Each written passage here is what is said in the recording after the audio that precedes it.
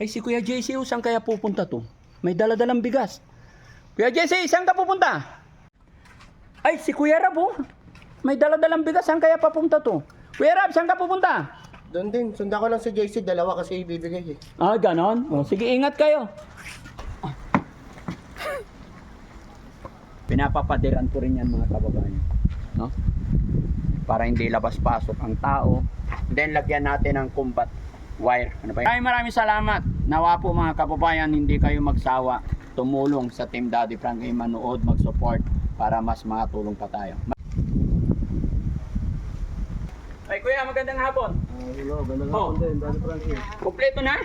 Kumpleto na yung parambak natin. Naniningin na yung ano. Ilan na yan?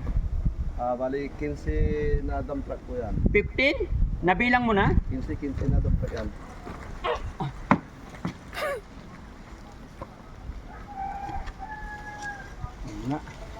Magkano yung isa niyan, kuya? 3.8. 3.8. 3.8 isang dump truck. So ayun, mga kababayan, ito yung update ko sa inyo, konting update sa shelter na pinapagawa ng Daddy Frankie. Medyo matagal kasi malaki-laking budget ang kailangan nito, mga kababayan, kasi panambak pa lang marami, no? Kaya sana loobin ng Panginoon na matapos na para hindi masyadong nakakapagod, kasi pag nandito na hindi na masyadong mahirapan ang team. So ito, mga kababayan, tignan nyo, kasi medyo mababa ito kaya pinatambakan ko, ayan, para hindi bumabaha. And then pinapapadiran ko rin yan, mga kababayan, no? Para hindi labas-pasok ang tao, yun, para maging komportable. So kuya, naniningil na siya. Magkano bayarin ko? Bali 57. 57. May down na ako ng 10,000. 47 na lang. Okay lang hani? Maganda ba yung pinapagawa ni Daddy Frankie? Yan ang gusto ko sa iyo eh. Yan, mga kababayan, si Aling Rochelle, very supportive talaga yan. Walang hindi yan sa kanya. Basta alam niyang para sa kinabukasan ng lahat. At alam ko, mga kababayan, pag natapos to, malaking bagay to sa mga beneficiary natin, lalong-lalo na sa mga kababayan natin na napupulot natin, yung mga dadali natin sa pagamutan, para hindi na po tayo natatakasan. Dito kami gagawa ng mga bahay-bahay nila. Ito, mga kababayan, kung pansinin nyo, tinaasan ko na yung pader, then lagyan natin ng combat wire. Ano ba yung tawag dun? Yung wire na Bob wire. hindi, combat wire ang tawag doon. Iba rin yung bulb wire, no?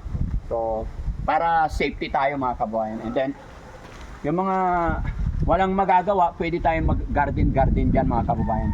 Halaman. And then, at the same time, papalagay ako ng TV dito na malaki para libangan nila. Yan. Paikot yan, mga kababayan. Pader yan lahat, no? So, dito, magbayad muna tayo. 2, 4, 6, 8, 10, 12, 14.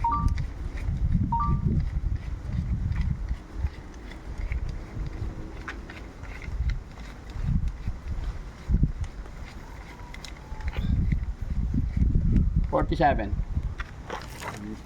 Daddy Frankie. Oh, tapos kuya, yung bayad sa sa kambing. Oh. Hindi, gawin na natin nakakahiya, balugin. 5,000. Salamat. Ayan. Kasi kahapon, mga kababayan, andito lahat ng ating mga beneficiary, nagpakatay din tayo ng kambing, nagsalo-salo. 'Di ba?